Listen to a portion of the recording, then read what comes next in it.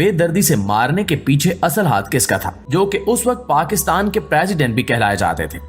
یہ ذوالفقار علی بھٹو کے عروج کا دور تھا۔ ایٹو کے قافلے نے انہیں ڈھونڈ نکالا اور اذیت ناک طریقے سے قتل کر دیا اور ان کی لاش کو سڑکوں پر بھی گھسیٹا گیا۔ مسلم دنیا کی وہ خطرناک ترین میٹنگ کے جس میں شرکت کرنے والے تمام مسلمان رہنماؤں کو چن چن کر قتل کیا گیا۔ جی ہاں، السلام علیکم دوستو، کیسے ہیں آپ سب؟ امید کرتا ہوں آپ سب ٹھیک ٹھاک ہوں گے۔ میرا نام ہے محمد ابراہیم فرام پاکستان۔ آج ہم جانیں گے کہ پاکستان میں ہونے والی مسلمان رہنماؤں کی وہ میٹنگ کہ جس میں شرکت کرنے والے تمام مسلمان رہنماؤں کو جو ہے قتل کر دیا گیا۔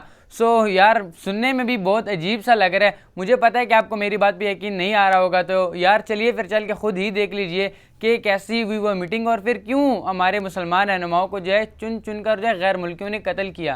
السلام علیکم دوستو، میں ہوں ماجد ملک اور ڈسکور دی ورلڈ میں آپ سب کو خوش آمدید۔ ناظرین، ہمیشہ کی طرح ہماری آج کی ویڈیو بھی آپ سب کو کافی زیادہ حیرت میں ڈالنے والی ہے، کیونکہ آج کی اس ویڈیو میں بات ہونے جا رہی ہے پاکستان کے شہر لاہور میں سن 1974 میں ہونے والی مسلم ممالک کی سب سے بڑی میٹنگ کی، جس کے بعد اس میٹنگ میں شامل ہونے والے تمام بڑے بڑے مسلم لیڈرز کو چن چن کر مار دیا گیا تھا۔ دراصل آج کی اس ویڈیو میں ہم یہی ڈسکس کریں گے کہ مسلم ممالک کے بیچ ہونے والی اس میٹنگ کا انعقاد کس نے کیا تھا، اس میٹنگ کے پیچھے کیا خاص مقصد تھا، اور آخر اس میں شامل ہونے والے مسلم دنیا کے اتنے بڑے لیڈرز کو کیسے مارا گیا تھا، جبکہ انہیں بے دردی سے مارنے کے پیچھے اصل ہاتھ کس کا تھا اور انہیں مارنے کی وجہ کیا تھی۔ مگر ویڈیو کو مزید آگے بڑھانے سے پہلے آپ سے اتنی سی گزارش ہے کہ مکمل حقائق کو سمجھنے کے لیے ویڈیو کو شروع سے لے کر آخر تک ضرور دیکھا کریں۔ تو آئیے چل کر موضوع کا باقاعدہ آغاز کرتے ہیں۔ دوستو، ویسے تو اب تک تاریخ میں بے شمار مسلم لیڈرز کی آپس میں کئی چھوٹی بڑی میٹنگز ہوتی آئی ہیں، لیکن جو میٹنگ 1974 میں ہوئی تھی اس کے بارے میں جان کر آج بھی دنیا بھر کے تمام مسلم لیڈرز اندر ہی اندر کانپ جاتے ہیں۔ دراصل یہ 22 فروری سن 1974 کا دن تھا جب OIC یعنی کہ آرگنائزیشن آف اسلامک کارپوریشن کی جانب سے پاکستان کے شہر لاہور میں دنیا کے کئی بڑے بڑے مسلم ممالک کے بیچ ایک بہت بڑا سربراہی اجلاس ہوا تھا، اور اس اجلاس کا انعقاد کرنے والے ذوالفقار علی بھٹو تھے، جو کہ اس وقت پاکستان کے پریزیڈنٹ بھی کہلائے جاتے تھے۔ یہ ذوالفقار علی بھٹو کے عروج کا دور تھا۔ اس وقت یہ لاہور میں ہی اپنے ایک شاندار قلعے میں رہتے تھے۔ ذوالفقار علی بھٹو نہ صرف خود کو پاکستان اور عالم اسلام بلکہ تیسری دنیا کے رہنما کے طور پر بھی دیکھتے تھے۔ دنیا کے ایک مشہور ترین مصنف سٹینلی والپرٹ نے اپنی کتاب جس کا نام زلفی بھٹو آف پاکستان تھا میں لکھا کہ ذوالفقار علی بھٹو کا ارادہ سن 1977 کے انتخابات کے بعد پاکستان میں تیسری دنیا کی سب سے بڑی کانفرنس کروانے کا تھا۔ دراصل اس اجلاس میں تمام مسلم لیڈرز کو اکٹھا کرنے کا مقصد یہ تھا کہ تمام لیڈرز ایک ہو کر دنیا بھر کے ان دشمن ممالک کا ڈٹ کر سامنا کر سکیں جو ان کو چین سے جینے نہیں دیتے۔ اس اجلاس میں شرکت کرنے والوں میں سعودی عرب کے شاہ فیصل، لیبیا کے معمر قذافی، فلسطین کے یاسر عرفات، بنگلہ دیش کے شیخ مجیب الرحمان اور مصر کے صدر انوار السادات بھی شامل تھے۔ ان کے آنے سے پورے لاہور میں ایک جشن کا سما تھا، کیونکہ عالمی سیاست کے کافی بڑے بڑے نام پہلی بار ایک ساتھ مل بیٹھ کر بات چیت کرنے والے تھے، لیکن ان میں سے کوئی بھی نہیں جانتا تھا کہ آنے والے چند سالوں میں اس سربراہی اجلاس میں شمولیت اختیار کرنے سے ان کا مستقبل کتنا خوفناک ثابت ہوگا۔ یہ نہیں جانتے تھے کہ اگلے کچھ ہی سالوں میں دنیا بھر کے اخبارات اور ٹی وی چینلز پر ان کے بے دردی سے قتل ہونے کی خبریں کس طرح نشر کی جائیں گی۔ تو ناظرین، سب سے پہلے بے دردی سے قتل ہونے والوں میں سعودی عربیہ کے بادشاہ شاہ فیصل تھے۔ شاہ فیصل نہ صرف OIC کے بانی تھے بلکہ یہ بہت تیزی سے اپنے ملک میں سماجی جدت بھی لانا چاہتے تھے۔ انہوں نے 1973 کی عرب اور اسرائیل میں ہونے والی جنگ کے دوران تیل کی پیداوار روک کر مغربی دنیا کو یہ پیغام بھی دیا تھا کہ بے شک آل سعود انگریزوں کی مدد سے اقتدار میں آیا ہو، لیکن یہ آزادانہ طور پر تمام فیصلے لینے کا اہل بھی ہے۔ OIC کی سربراہی کانفرنس کے ٹھیک ایک سال بعد 25 مارچ 1975 کو شاہ فیصل کویت سے آئے ایک شخص سے ملاقات کر رہے تھے۔ اس کے ساتھ ان کے سوتیلے بھائی مسعد بن عبدالعزیز کا بیٹا فیصل بن مسعد بھی شامل تھا، جو باقی کویتی لوگوں کے ساتھ سیدھا شاہ فیصل کے محل میں پہنچا۔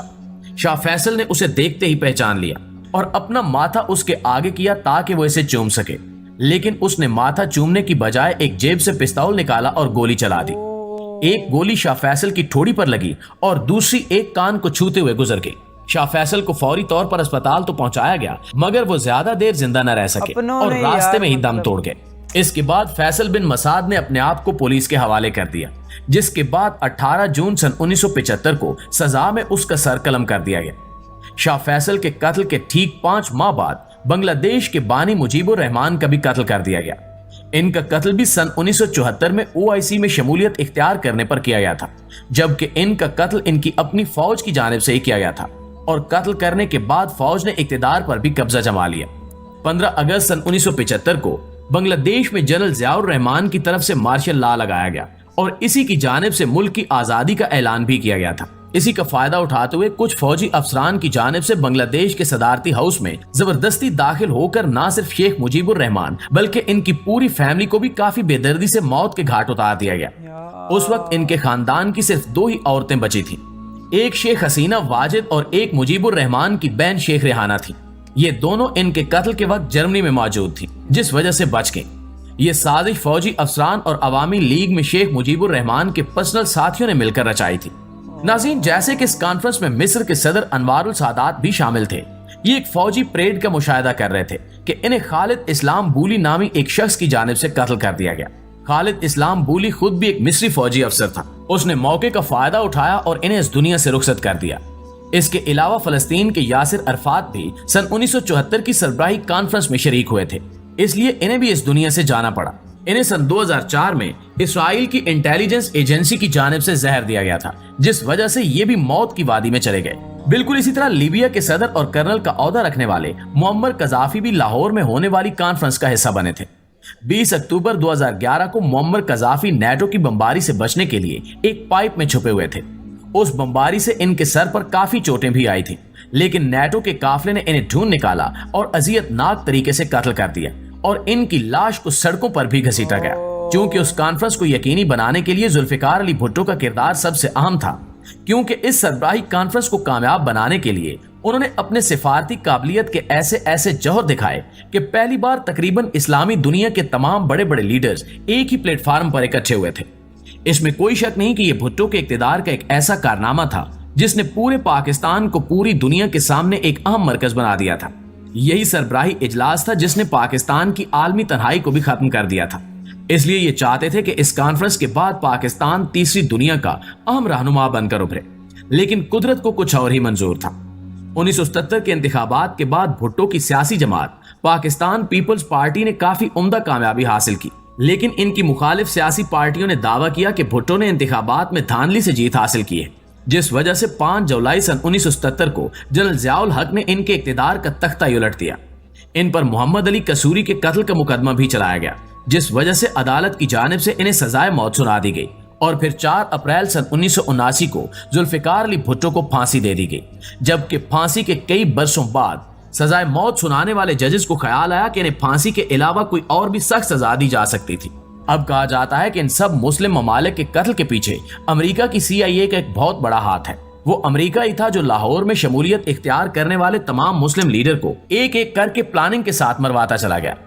CIA जिन लोगों के हाथों इन्हें कत्ल करवाती थी, उनका पहले ब्रेन वॉश किया जाता था ताकि वो अपने मकसद में पूरी तरह से कामयाब हो सकें। दरअसल अमेरिका डर चुका था कि अगर 1974 की मीटिंग में मुस्लिम लीडर्स एक साथ मिल गए तो इससे न सिर्फ यूरोपियन और अमेरिकन ममालिक को एक बहुत बड़ा नुकसान होगा, बल्कि ये हमारे मुकाबले में भी आ जाएंगे और हमारा डटकर मुकाबला कर सकेंगे। इसलिए आइंदा तमाम मुस्लिम लीडर्स को खबरदार करने और इन्हें डराने के लिए अमेरिका की जानिब से एक ट्रेलर दिखाया गया था कि आइंदा अगर कभी किसी इस्लामिक लीडर ने गलती से भी एक साथ मिलकर ऐसी मीटिंग करने की कोशिश की तो उसका भी वही हाल होगा जो बाकी लीडर्स का हुआ था। So guys, this is very informative video for us यार, क्योंकि हमें एक ऐसा सच जानने को मिला कि जो शायद हम आज से पहले नहीं जानते थे। और दूसरी बात देखो यार, हमारा मसला यही है ना कि मुसलमानों ने जब भी आपस में नाइतफाकी का मुजाहरा किया तो उन्हें उन लोगों से मार खानी पड़ी कि जो इस दुनिया में अमन व अमान नहीं चाहते। क्योंकि देखो जब ये मीटिंग हुई तो उसके बाद मुसलमान रहनुमाओं को उनके अपने ही लोगों से मरवा दिया गया। और कुरान पाक में भी जो इस बारे में अल्लाह ताला फरमाते हैं कि और अल्लाह ताला की रस्सी को मजबूती से थाम लो और फिरकों में मत बंटो। तो फिरकों में बंटने का मतलब यही है ना कि जो है आप नाइतफाकी का मुजाहरा ना करो। तो मुसलमानों ने जब भी नाइतफाकी का मुजाहरा किया तो उन्हें हमेशा नाकामी का सामना करना पड़ा। तो अब इन हालात में हमें क्या करना चाहिए, क्योंकि अब हम तो किसी मुल्क के वज़ीर आज़म हैं नहीं कि हम जाएं और दूसरे ममालिक के लोगों को कहें कि यार आपस में इत्तेफाक से रहो। تو ہم کیا کر سکتے ہیں اس معاملے پہ؟ سو یار ہمیں تو سب سے پہلے خود سے شروع کرنا چاہیے کہ یار ہم اپنے گھر میں اپنے محلے میں لوگوں سے لڑائی جھگڑا نہ کریں، بلکہ اتفاق سے رہے، معاف کرنے کی عادت اپنے اندر ڈالے یار، برداشت کرنے کی عادت۔ سو یار ہمیں چھوٹی چھوٹی باتوں کو معاف کرنا چاہیے، اسی سے اب جو ہے ہم اپنے حصے کی شمع جلائیں گے تو شمع جلتے جلتے جو ہے پوری دنیا میں روشنی پھیل جائے گی۔ سو یار every thing is possible in this world, صرف ضرورت اس بات یہ کہ ہم آج سے شروع کریں اور لوگوں کو معاف کرنا سیکھیں، لوگوں سے جو ہے محبت اور پیار سے بات چیت کرنا سیکھیں۔ اور رسول اللہ صلی اللہ علیہ وسلم نے یہ بھی فرمایا کہ اس دنیا میں وہی بہترین انسان ہے کہ جس کے اخلاق بہترین ہے، تو ہمیں جو ہے اپنے اخلاق کو بہتر کرنا چاہیے، دوسرے سے اچھی طریقے سے بات کرنی چاہیے۔ اب آپ سوچ رہے ہوں گے کہ یار یہ تو ایک چھوٹا ہے تو میں اس کی بات کیوں مانوں، شاید آپ مجھ سے عمر میں بڑے ہوں، لیکن یار ایک بات ہے کہ ہمیں اس بات کو سیریس لینا چاہیے کہ لوگ ہمیں آپس میں ہی لڑوا رہے ہیں اور اس میں جو ہے ہمارا ہی نقصان ہے۔